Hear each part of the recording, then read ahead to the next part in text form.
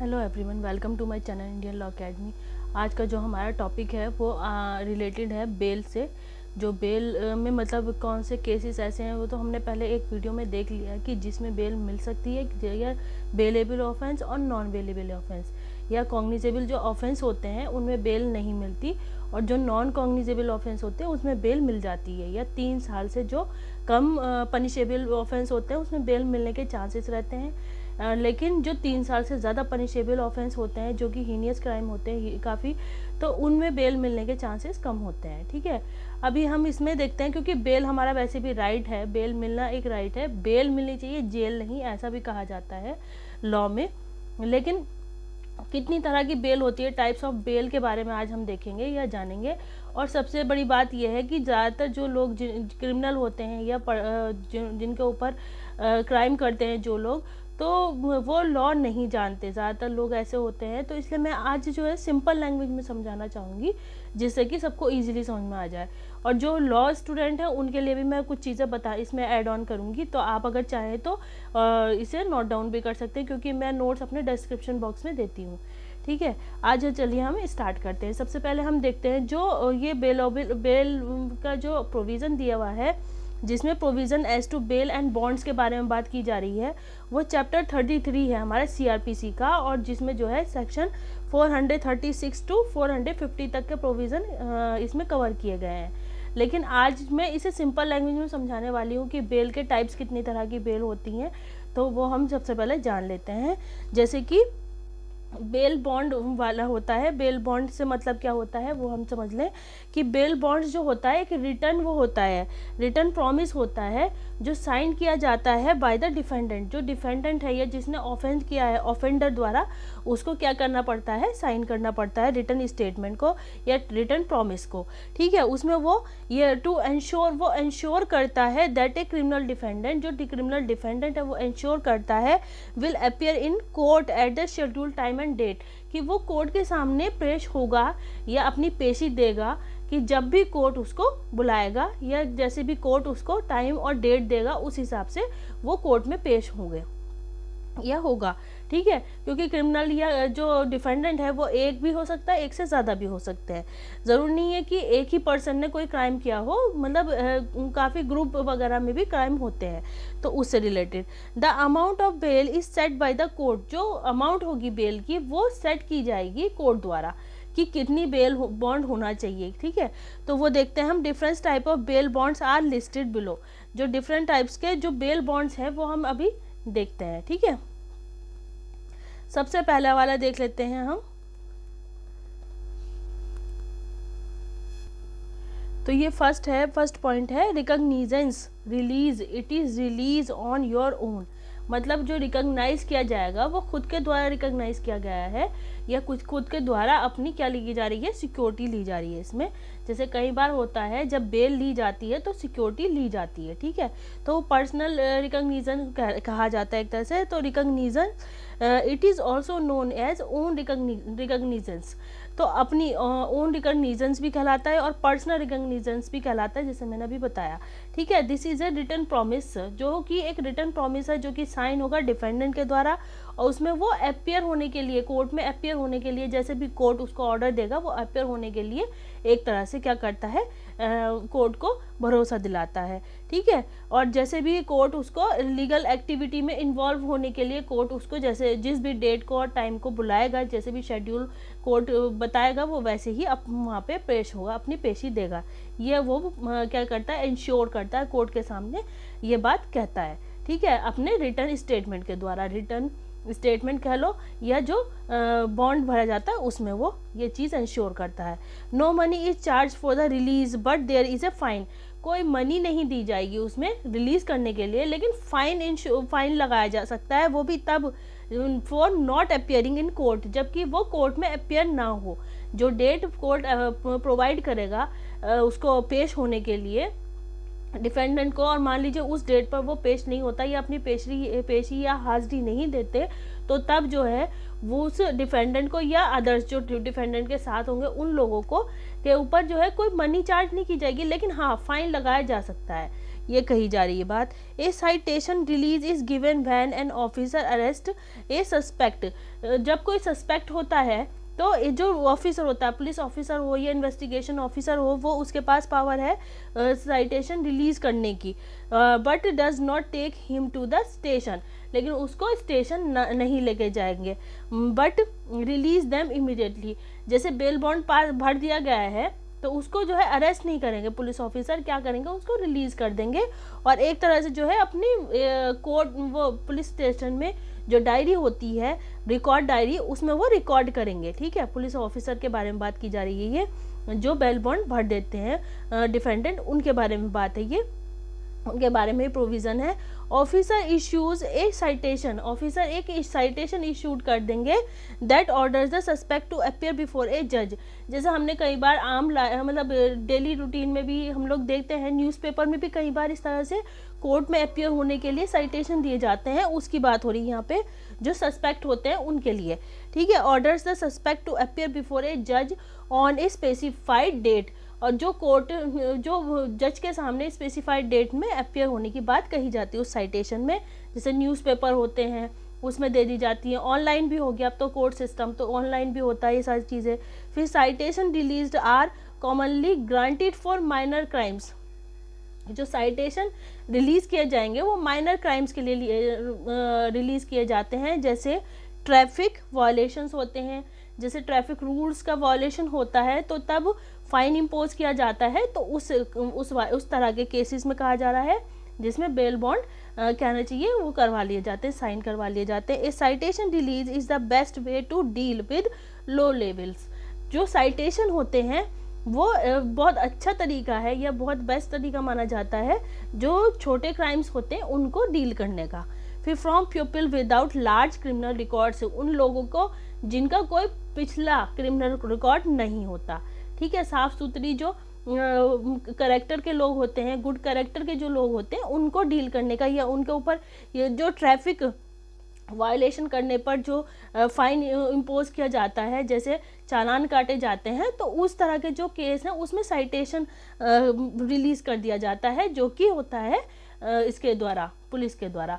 जैसे traffic police जो fine charge करती है या जो चालान करती है, उस तरह के केसेस में साइटेशन रिलीज़ कर दिया जाता है, जिसमें जो है एक डेट। अब ये चीज़ तो अब हम सभी जानते हैं कि ये चीज़ ऑनलाइन भी हो गई है। अगर आप कहीं पे भी किसी भी रोड पे जाके मान लीजिए हेलमेट नहीं पहन रखा, या कहना चाहिए कोई ट्रैफिक नियम को की अवहेलना की है, या ट्रैफिक नियम के अगेंस्ट अपनी गाड़ी पार्क कर दी, या कुछ भी इस तरह का काम किया है, तो क्या होता है वो ऑनलाइन आ जाता है, यहाँ तक कि फ़ोटो भी खिंच जाता है, और उस पर जो है साइट पर वो फ़ोटो वगैरह सब वहाँ पे मिलता पड़ा रहता है उस पर्सन का, जिससे कि जो है वो झूठ ना बोल सके, या बाद में अपने जो उसने क्राइम किया है, मतलब माइनर क्राइम है लेकिन है तो क्राइम ना, तो क्राइम जो किया है उससे वो बाद में जो है मना ना कर सके या उसे डिनाई ना कर सके जो क्राइम उसने किया है। फिर इसके बाद नेक्स्ट जो बॉन्ड होता है वो होता है cash bond. In this type of bail bond cash is paid, जिस तरह के जो बेल बॉन्ड होते हैं उसमें कैश जो होता है उसको पे किया करवाया जाता है, कैश को कैश दिलाया जाता है डिफेंडेंट के द्वारा। कहाँ होता है, कोर्ट में पेश किया जाता है ये जो कैश होता है वो। फिर इसके बाद देखते हैं हम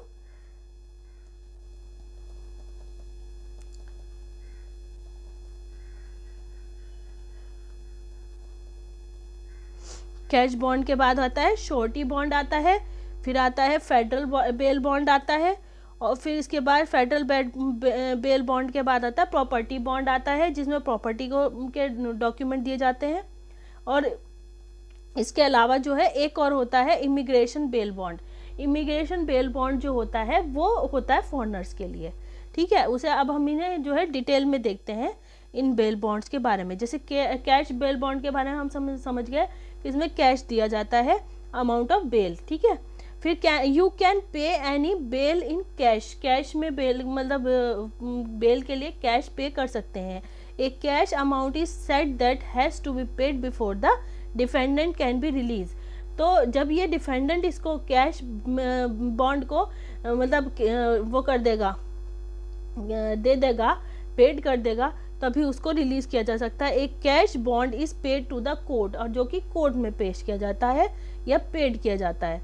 if the defendant fails to appear in court, अगर डिफेंडेंट जो है अपनी हाजिरी कोर्ट में नहीं देता, there is provision for refunding of cash, cash जो होगा उसको रिफंड करने का भी प्रोविज़न है। But the court will keep a portion of the money as administrative fees, वो जो कोर्ट होगा वो एडमिनिस्ट्रेटिव फीस की तरह से उसको लेगा।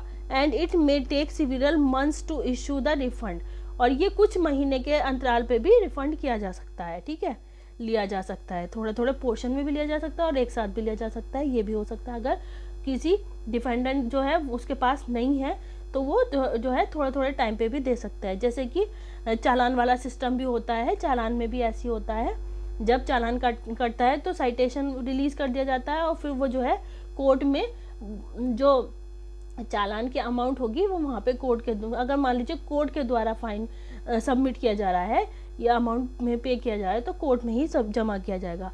फिर इसके बाद होता है श्योरिटी बॉन्ड। श्योरिटी बॉन्ड से मतलब ये होता है कि जो डिफेंडेंट है उसके बिहाफ पे कोई पर्सन उसकी श्योरिटी लेता है, ठीक है। इसको हम डिटेल में देख लेते हैं। Surety bond is often used when the defendant can not afford to pay their total bail in cash. अगर वो जो डिफेंडेंट है तो उसके बिहाफ पे कोई और भी कर सकता है, वो खुद भी कर सकता है। अगर उसके पास प्रॉपर्टी है तो वो खुद भी जमा कर सकता है अपनी प्रॉपर्टी, तो श्योरिटी बॉन्ड भरा जाता है। इसमें प्रॉपर्टी भी हो सकती है या उसके बिहाफ पे कोई और उसका रिलेटिव हो, फ्रेंड्स हो, वो भी ले सकता है। In most of the cases surety bonds are issued by bail bondsman, ठीक है, बेल बॉन्ड्समैन के द्वारा ये जो होता है इशू किया जाता है surety bond. Usually the bondsman charges a small percentage of the total bond in return for this service, जिसके लिए वो जो है small percentage of the total bond उसको वापस दिया जाता है। You or a third party representing you can pay the percentage fee to the bondsman and he then post the bell.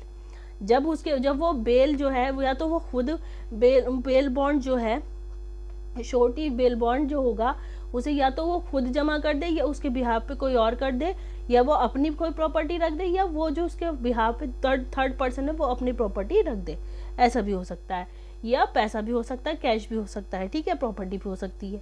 If any case the defendant fails to appear in court, अगर मान लीजिए defendant court में appear नहीं होता, this will force the bondsman to pay the entire amount of the bond in cash. जब वो defendant मान लीजिए कोर्ट में प्रेजेंट नहीं होता तो जो उसकी श्योरिटी लेता है थर्ड पर्सन, तो उसके ऊपर दबाव बनाया जाता है कि वो जो बेल की अमाउंट है उसको उसके डिफेंडेंट के बिहाफ पर क्या करे, कोर्ट में सबमिट करे। फिर इसके बाद आता है federal bail bonds. Federal bail bonds जो होते हैं वो होते हैं, federal bail bonds are applied only in cases in which federal crimes are outside the limit of state authorities. जब स्टेट अथॉरिटीज़ के आउटसाइड होता है कोई भी क्राइम, तो तब इस तरह के फेडरल क्राइम्स जैसे होते हैं तो तब इस तरह का बेल बॉन्ड बनवाया जाता है, फेडरल बेल बॉन्ड्स कहलाता है वो। The transaction is in federal bail bonds are done directly with the court, जो कि कोर्ट के द्वारा डायरेक्टली किया जाता है, without the use of a bail bondsman. मतलब इसमें कोई थर्ड पर्सन को यूज नहीं किया जाता, इसमें कोर्ट डायरेक्ट डिफेंडेंट से ही वो लेता है। फेडरल बेल बॉन्ड जो है वो कोर्ट में ट्रांजैक्शन होता है डायरेक्ट डिफेंडेंट के द्वारा, इसमें कोई थर्ड पर्सन नहीं होगा। जैसे श्योरिटी बेल बॉन्ड होता है इस तरह से नहीं होता इसमें, without the use of bail bondsman, ठीक है। फिर इसके बाद both the cash as well as property can be use to obtain this type of bail bonds. इसमें प्रॉपर्टी भी ली जा सकती है और कैश भी लिया जा सकता है जो फेडरल बेल बॉन्ड्स होते हैं उसमें, ठीक है। In this type of bond a person is required with valid assets to sign an agreement. जो एसेट वो जमा करेगा कोर्ट में तो वो वैलिड होना चाहिए, और टू साइन एन एग्रीमेंट, और एग्रीमेंट भी साइन करेगा विद द कोर्ट के साथ, that they will repay the bail if the defendant jumps bail, ठीक है। वो डिफेंडेंट को बेल प्रोवाइड करेंगे अगर वो क्या करें, अपनी फेडरल बेल बॉन्ड्स कोर्ट में जमा कर देते हैं तब। ये ध्यान देने वाली बात यहाँ ये है कि ये जो स्टेट के बाहर फेडरल क्राइम होते हैं उसमें फेडरल बेल बॉन्ड्स को भरवाया जाता है डिफेंडेंट से। ठीक है, इमिग्रेशन बेल बॉन्ड्स क्या होता है ये हम देखते हैं लास्ट में। अभी इससे पहले हम प्रॉपर्टी बेल बॉन्ड देख लेते हैं। प्रॉपर्टी बॉन्ड जो होते हैं उसमें प्रॉपर्टी रखी जाती है एज ए सिक्योरिटी, चाहे वो डिफेंडेंट अपनी सिक्योरिटी रखे या अपनी, जैसे श्योरिटी वाले बेल बॉन्ड्स में बताया मैंने, या अपनी प्रॉपर्टी भी दे सकता है या अपने बिहाफ पे किसी और की प्रॉपर्टी भी दी जा सकती है। प्रॉपर्टी से मतलब प्रॉपर्टी के डॉक्यूमेंट। ठीक है, इन दिस टाइप ऑफ, जैसे कि बैंक्स वगैरह में दिए जाते हैं श्योरिटी के टाइप पे, इस तरह से। In this type of bond the defendant offers the court with property as a form of bail bond. ठीक है, कोर्ट में अपनी प्रॉपर्टी को as a form of bail bond क्या करता है, प्रेजेंट करता है, डिफेंडेंट्स ऑफर करता है। मतलब any type of property can be used as long as the person presenting the bond. इसमें जो है किसी भी टाइप की प्रॉपर्टी यूज़ की जा सकती है as the person presenting the bond, जब बॉन्ड को प्रेजेंट कर रहा है वो पर्सन। ठीक है, has full right to the property, और बॉन्ड करने के बाद उसके पास फुल राइट है प्रॉपर्टी पर, और they are authorise to use it for the purpose of bond, और उसको जो है पर्पस ऑफ बॉन्ड के लिए उसको यूज़ कर सकता है। मतलब जो प्रॉपर्टी के डॉक्यूमेंट वो दे रहा है वो उसका मतलब प्योर ओनर होना चाहिए या ओरिजिनल ओनर होना चाहिए, वो प्रॉपर्टी उसकी खुद की होनी चाहिए, उसकी मतलब किसी और की प्रॉपर्टी नहीं होनी चाहिए। लेकिन अगर किसी और की प्रॉपर्टी के डॉक्यूमेंट लग रहे हैं तो वो पर्सन अपने डॉक्यूमेंट खुद लगा रहा है उसके बिहाफ पर, ये भी हो सकता है। लेकिन प्रॉपर्टी जो लगा रहा है वो उसकी खुद की होनी चाहिए, किसी और के डॉक्यूमेंट नहीं चलेंगे। ठीक है, जो मतलब श्योरिटी ले रहा है उसके ही डॉक्यूमेंट होने चाहिए, यहाँ ये बात कही जा रही है। फिर इसके बाद आता है the court has authority on the property and it can take ownership of the property. Court के पास फिर पूरी पावर आ जाएगी उस प्रॉपर्टी पर, एक तरह से ऑनरशिप की तरह। If the defendant fails appear in court, अगर डिफेंडेंट कोर्ट में अपियर नहीं होता है तब। ठीक है, और जो मैंने श्योरिटी वाला बताया उसमें जो डिफेंडेंट के बिहाफ पर श्योरिटी लेता है, तो अगर डिफेंडेंट कोर्ट में प्रेजेंट नहीं होता तो उस पर्सन के ऊपर दबाव बनाया जाता है कि वो उसको कोर्ट में पेश करे, पेशी के लिए। ठीक है, यहाँ पर प्रॉपर्टी एक तरह से श्योरिटी की तरह दे दी गई है, सिक्योरिटी के तरह दे दी जाती है कोर्ट में, और कोर्ट के ऊपर उसके पास फिर पूरी पावर होती है इस प्रॉपर्टी पर। अगर वो नहीं आता है, डिफेंडेंट कोर्ट में अपियर नहीं होता है, तो कोर्ट उस प्रॉपर्टी को क्या कर सकता है, जब्त भी कर सकता है। ठीक है, और उसे कहना चाहिए अपना, अगर मान लीजिए कोई फाइन है उस पर तो वो वसूल भी कर सकता है कोर्ट अगर जाए तो।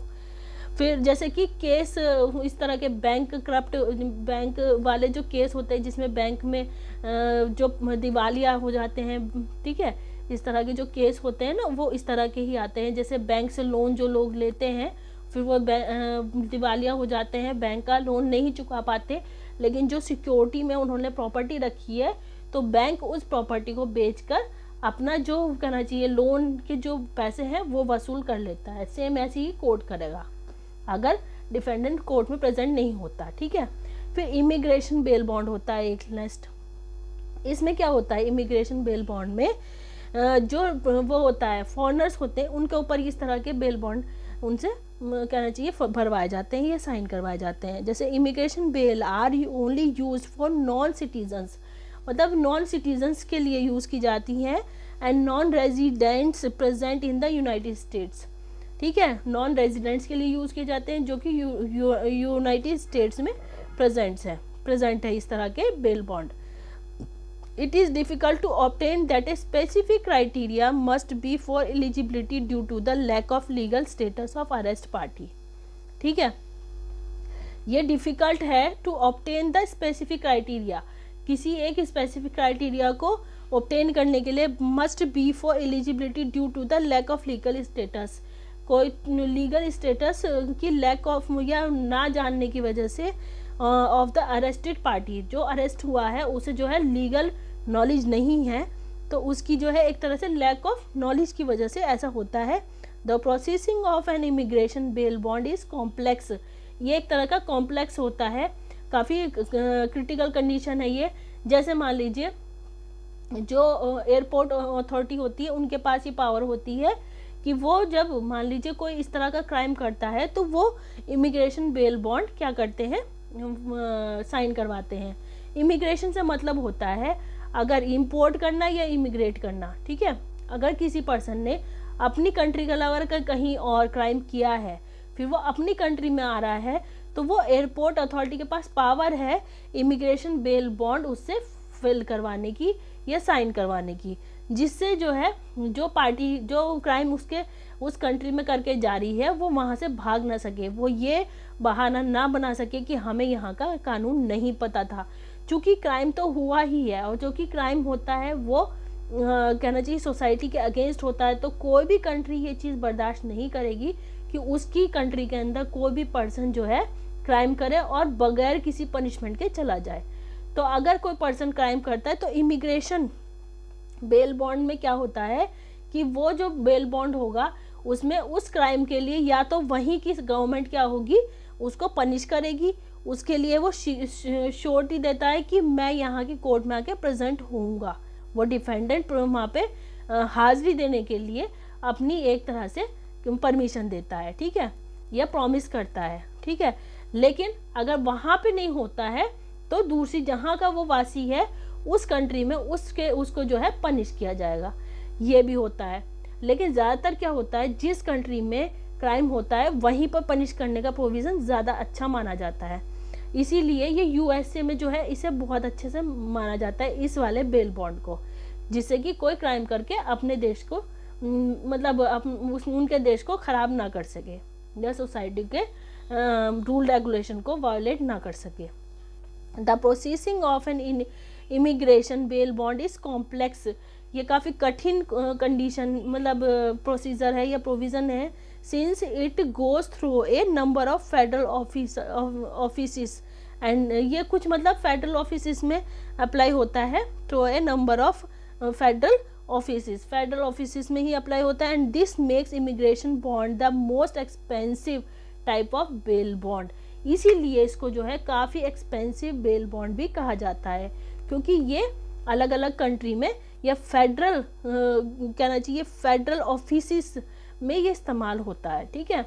जैसे यूएसए है, यूएसए के एयरपोर्ट पर किसी को इमिग्रेशन बेल बॉन्ड के लिए रोक लिया जाता है, तो वहाँ पे यूएसए में चूँकि डॉलर चलता है, इंडिया का कोई पर्सन है और इंडिया की करेंसी वैसे भी डॉलर के कंपैरिजन में काफ़ी कम है, एक मतलब डॉलर जो है इंडिया के 70 रुपीज़ के अराउंड है, तो उसको जो है वो बेल बॉन्ड जो है काफ़ी एक्सपेंसिव पड़ जाता है, ये कहा जा रहा है यहाँ पे।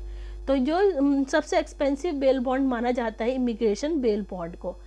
और यहाँ पे सबसे ध्यान देने वाली बात ये है, इमिग्रेट करना मतलब ये होता है अगर कोई एक कंट्री में मान लीजिए इंडिया का पर्सन है वो, और वो जाके यूएसए में कुछ क्राइम करता है, तो उसको जब इमिग्रेट किया जाता है तो या तो वो वहाँ पे वहीं के लॉ के अकॉर्डिंग उसको पनिश करेंगे या फिर अपने देश से भगा देंगे या भेज देंगे वापस इंडिया। तो इमिग्रेट कर दिया जाता है या उसको वापस भेज दिया जाता है बेल बॉन्ड साइन करवाने के बाद। अगर मान लीजिए वहाँ पे भी पनिश किया जाता है यूएसए में भी और उसको इंडिया भी आना है, तो वो बेल बॉन्ड साइन करवा के ही उसको इंडिया भेजेंगे कि अगर कभी भी ज़रूरत पड़े तो वहाँ पे जब कोर्ट उसको यूएसए का कोर्ट वहाँ पे उसको बुलाए तो वो अपनी हाजिरी देने के लिए आए। तो ये बेल बॉन्ड भरवाने का परमिशन ही मतलब पर्पस ही ये होता है कि वो पर्सन जो है ऑफेंस करके जो है बिना पनिशमेंट के ना रह सके। ठीक है, आज के लिए इतना ही।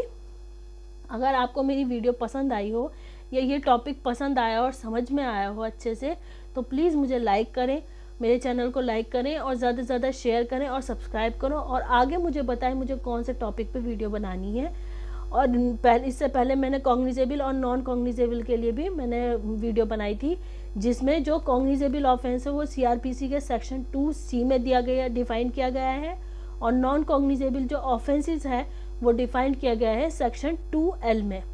अगर आप चाहें तो वहाँ से भी नोट डाउन कर सकते हैं और पढ़ सकते हैं, और मेरा साथ के साथ डिस्क्रिप्शन बॉक्स ज़रूर चेक किया कीजिए क्योंकि मैं उसमें नोट्स प्रोवाइड करती हूँ। अगर आपको मेरी वीडियो पसंद आए तो इसे लाइक करें, शेयर करें और सब्सक्राइब करें। Thank you so much.